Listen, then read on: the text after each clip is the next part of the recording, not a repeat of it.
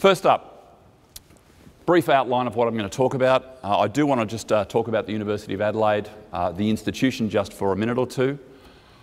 A little bit about why you should seriously think about university education in general. Some questions for you, and that's round about your expectations in terms of what you think university life is likely to be like. And really that big one, how is university different from other study? That certainly is an aspect that I want to touch on as we go through. And a little bit of talk about the way the year is structured, how things are graded, and just some of the process around how university life works. And then the last one I want to talk about is just what happens in that first week or two when you come here. So to start with, there are 40 universities-ish. The number is fluid because there are many private providers in that space as well. The University of Adelaide is the third oldest in the country. It's not a large institution, it's middle size in terms of the size of universities in South Australia. Around about 25,000 students. 9,824 students commenced with us last year. Now straight away, the first thing you notice about that is the numbers. Okay? Many of you will come from, if you're coming from high school, that's a stupidly large number. And yes, it's a big institution. It's not as big as some, but that actually does cause some differences in the ways that you interact with people, and also it takes a little bit of time to learn who else, your classmates. You're not in a class of 20 or 30 anymore. You may well be in a class that's significantly larger than that, and that creates some interesting problems. Of course, we're a university. We are about educating people, but that's not the only thing that we do. We're also a research institution as well. So one of our major drives is in fact to discover and develop new knowledge. So those two things go hand in hand, and that's actually part of what we offer to you as you come here as a student. What can you get from a university degree? Well, a couple of really important things. Obviously the qualification itself. And there are many reasons and many different spaces that you might want to pursue a qualification. Sometimes it might be this is your first step into higher ed, and this will be your first qualification. It may be that you've been in a particular career or workspace for a while and you want to change direction. So you might actually be retraining. That's a much more common and is an increasingly common aspect of this. Certainly one of the things around university education is the development not only of your knowledge base, but also your skills as well, what you can do. University is a time when I'm a scientist. One of the things that I want my graduates to be able to do is to think. Now that actually sounds like a really trivial thing, but in fact it's a very difficult skill to learn and it takes a lot of practice. Thinking like a scientist takes a lot of skill and a lot of practice and a lot of scaffolding to actually learn those things. We also want to instill the qualities of personal confidence, but also leadership. Graduates of the University of Adelaide finish up in a range of places in the community. Often they finish up in leadership positions. It's a really important quality. We want to give you a global perspective. Education is not just about what happens in this city. Your education is not just about what happens in this city, but what's going on in the country. How do you fit within the world? That's an increasingly important part of this particular exercise.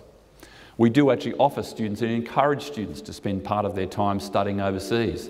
It's a fantastic opportunity. I didn't go overseas as a student. I went overseas after I'd finished my degrees and worked in the UK for 3 years. It was a brilliant experience, and I learnt more in that 3 years than I had in the previous 9 as a student. Just so putting it out there, I've been a student since 1980. I'm still learning. I haven't left university yet. I'm a slow learner. What we really want to do, not true, what we really want to do is to develop in you a set of attributes and skills that will prepare you for an uncertain future. And uncertain in the sense that your workspace and your career and your working life is going to be fluid. Unlike mine, where I've worked in one space since 1980, pretty much, many of you will actually have multiple jobs, multiple careers over your life. You need to be adaptable. You need to be ready to change. You need to have the skills to be able to change. You need to be able to think critically. They're the kinds of things that we want to deliver to you and prepare you for your future. That is our key goal.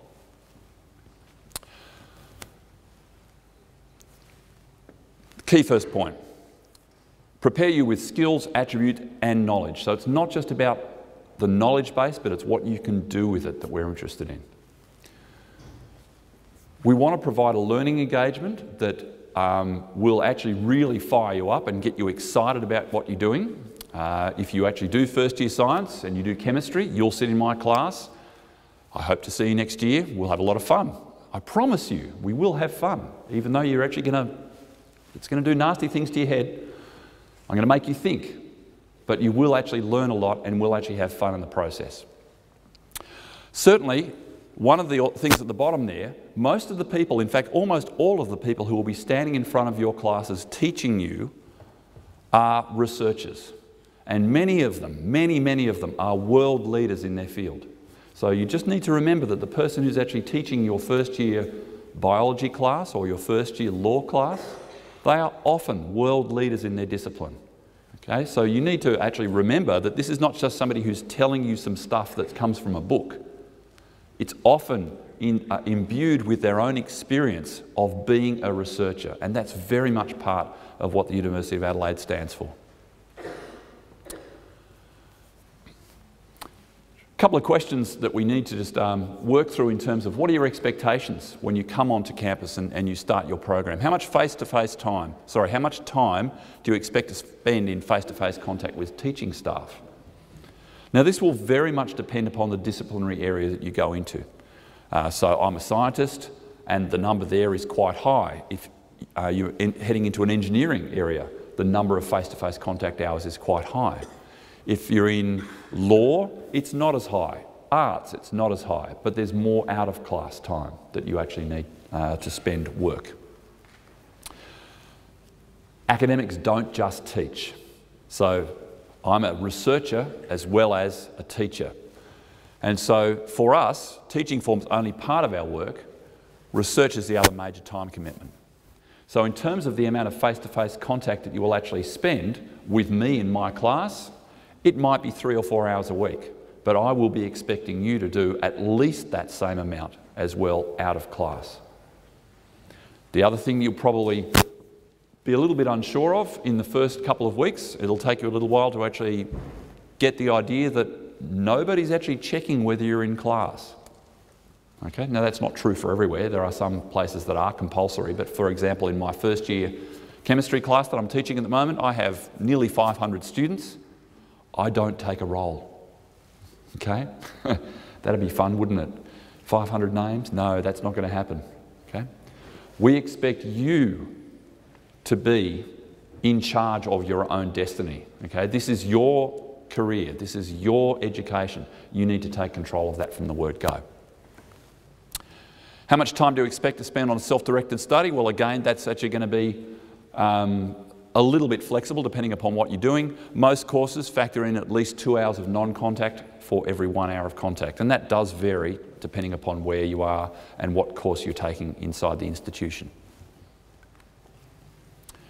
Do you expect to have reminders of when assessment tasks are due? Interesting question. Again, it's the same idea. Is somebody going to be following you up in terms of making sure that you hand things in on time? That's a little bit of a yes-no answer. In first year, I do tend to try and actually put reminders out there, just remind my students when things are coming up, when they've got to have things done by. At third year, no, I don't. I give them a date, they have to manage their own time. Okay, but again, that very much depends on where you are and the type of supportive environment that you have. Particularly around first year, yes, we do acknowledge that at first year it's complicated and you're trying to work out how the whole thing works. So you will often get more support at level 1 than you do at senior years. Time management is actually probably one of the biggest assets that you can develop of your own. So managing your time is an incredibly important skill. Don't just assume that somebody else is going to do it for you. You do need to actually engage with that actively as soon as possible. This is a really good question, and this is actually based upon some research that's been done over the last 2 years, where we actually asked students at commencement this question. Do you expect that drafts of your work and feedback will be provided before you hand it up? Okay, those of you who've just come out of or are actually indeed in year 12 at the moment, do you get drafts of your work read? Yes? Yeah, you do, don't you? Okay, I've got a class, my first semester class, first year in science. I have 250 students this year. They're writing a 2,000-word essay. Okay? What do you think the likelihood of me reading 250 2,000-word drafts before it gets handed up, and while I'm teaching 2 other courses and while I'm running my research group? Yeah, not going to happen. Okay? Often you will be able to get advice, particularly from a tutor, but your whole piece of work, no, it's probably not going to, you're probably not going to have somebody to actually do that for you. It is different. One of the skills, again, that we're trying to encourage here, you need to learn how to be a good self-editor. Now, again, in first year, we will provide you assistance with learning how to do that, but it is a skill that you will need to learn. One of the key support environments that we've actually got for this is the Writing Centre. Fantastic group of people whose job is to actually assist you with learning how to write in the academic genre. Make use of them, find them. They're in the hub, so during today when you're actually on a tour, make sure you find where the Writing Centre is. If you find the Writing Centre, you'll also find the Maths Learning Centre as well. Their job is to assist you with anything that's related to maths. Same deal, very, very happy to help. How quickly do you expect to have your work returned to you? Again, this will very much be a function of the volume of work that the staff member has to deal with.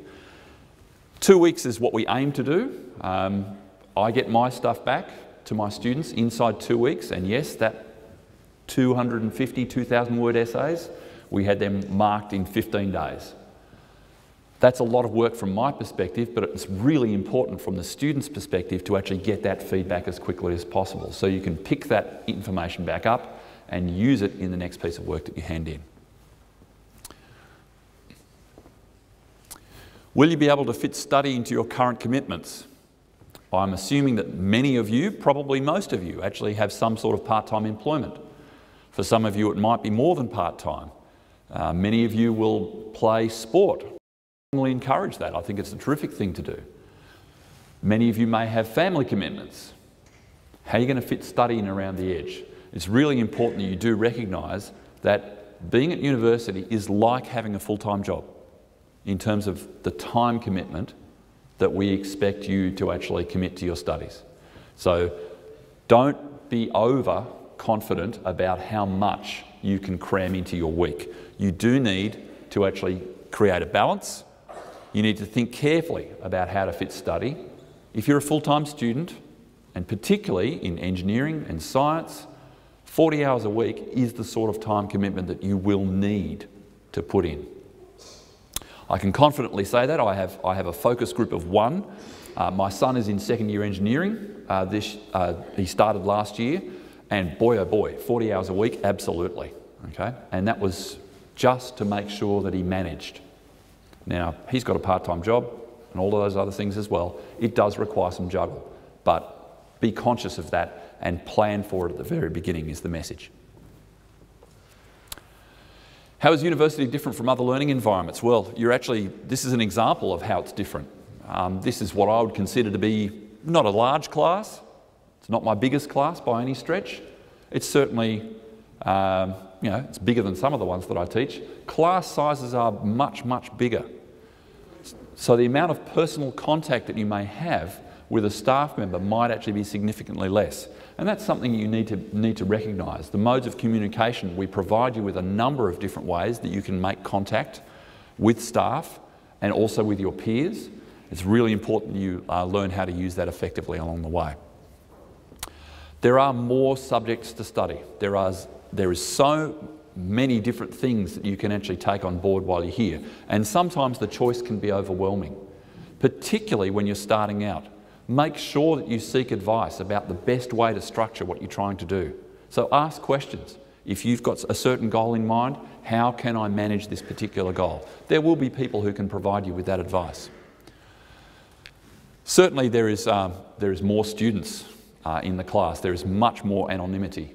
And that can sometimes be a problem, particularly anybody from remote communities here, rural or remote communities. Yeah, there's a few of you. For some of you folks, The first week, I know, is major culture shock. I had a student 2 years ago, a young lady who'd moved down from the far north. 10 people were the crowd for her. Sitting inside a first year class with 500 was overwhelming, and she really struggled for the first couple of weeks just from the volume of people. And she didn't know anybody. We try, and certainly in my own space, we try and help people make connections with fellow students so that they actually can build a peer network as quickly as possible. That's one of the biggest markers of success. If you know other people and you've got some other people to talk to and study with, it makes a huge difference. There are also significant differences around how we deliver and how we teach our classes. So you may well get what is happening right now. I'm here, I'm talking to you, and I'm delivering a whole lot of information to you. There's a greater variety of delivery modes, so not just face-to-face. Tutorials are something you've probably not met before. Practical classes will be quite different to what you've had before if you're in the science engineering type of space, health science. We have an online presence. We do actually structure activities which are independent learning activities, much more so than you may have come across before. So again, if it's not clear what you're being asked to do, make sure you ask questions. The best thing you can learn to do from day one is clarify. If you are unsure what's going on, make sure that you ask a question. The academic year, we have 2 semesters, like terms, they're a bit longer. It's quite similar to the way that a lot of high school is structured. Late February to June and then late July through to November. Typically 12 weeks of teaching, only 12 weeks, and you will cover a lot of ground in those 12 weeks. It's quite exciting to be around. And then we have examination periods at the end of each semester. 2-week semester break, so there's a midterm break, and then there's a longer break at the end of semester.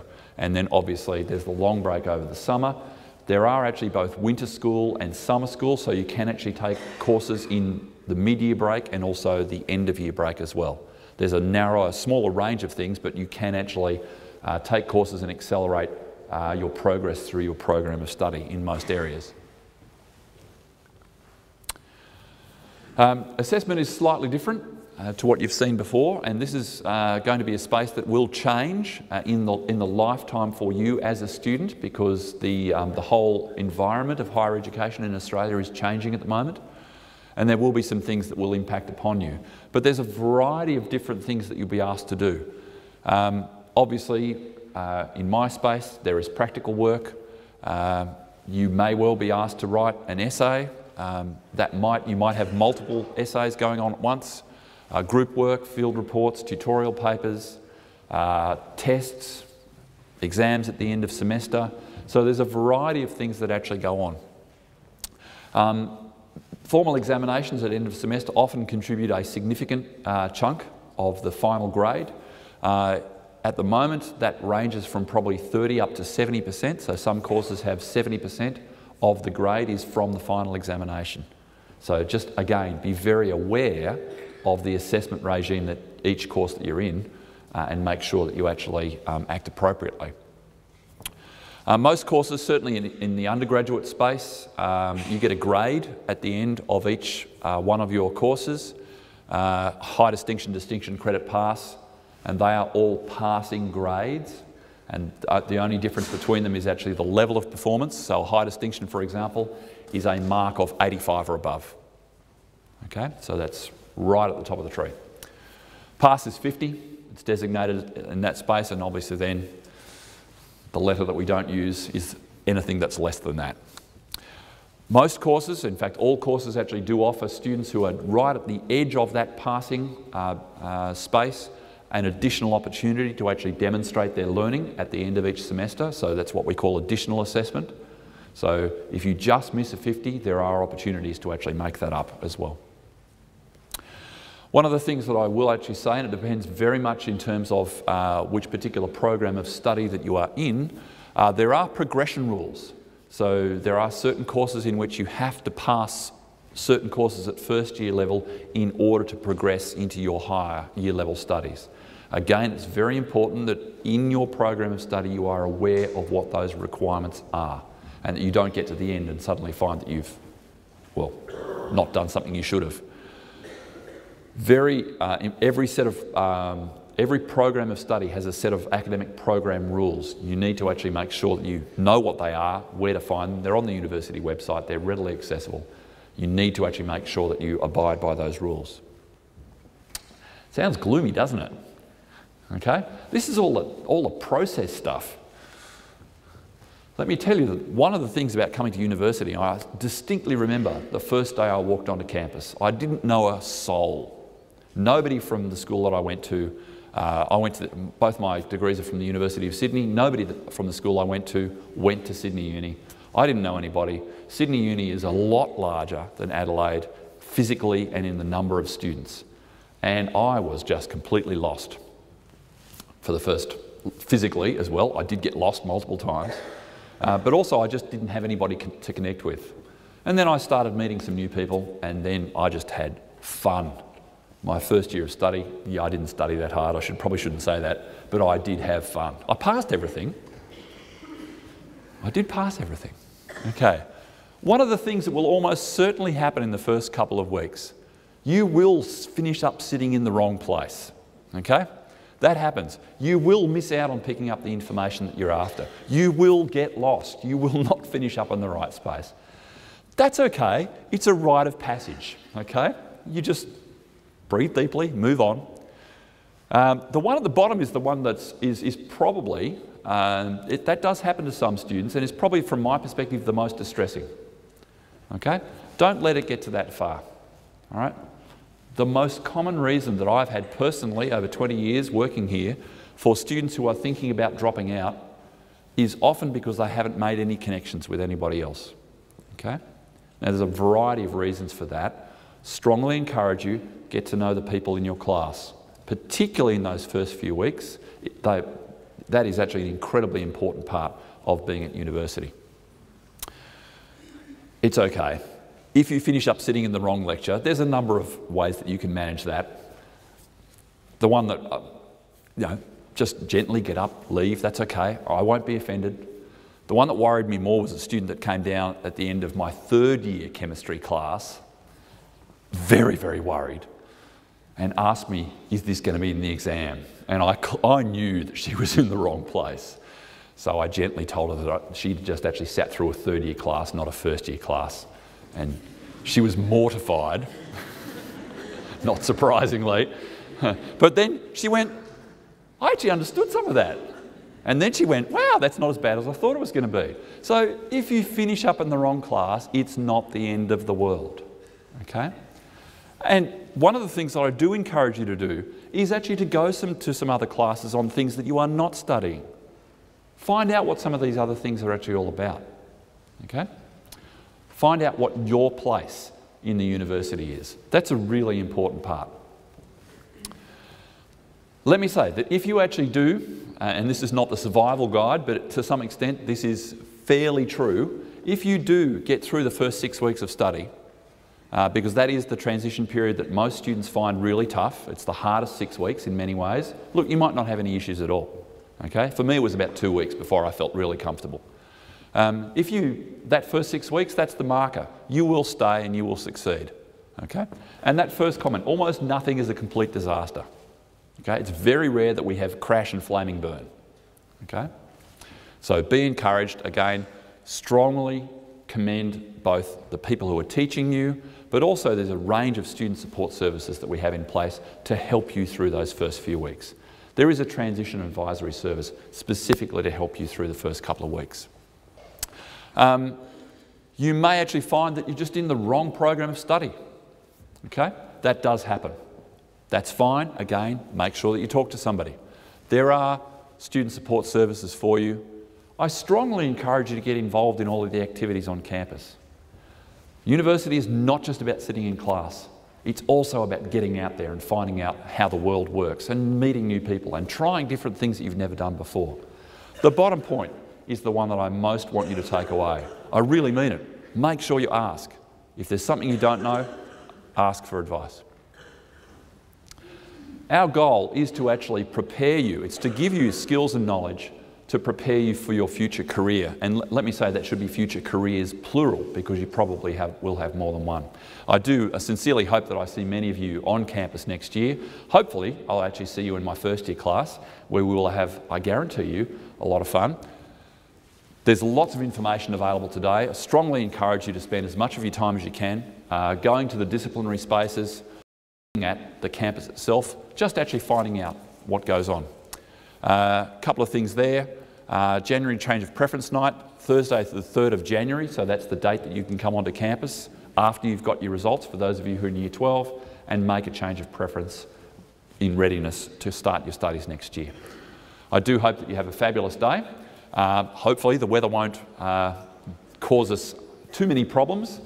If you do have any questions, I'll be hanging around here for a few minutes. I have another talk to go to in sciences, but I will be here for about 5 or 10 minutes. Otherwise, you could catch me again later in the afternoon. Thank you very much. I hope you have a terrific day.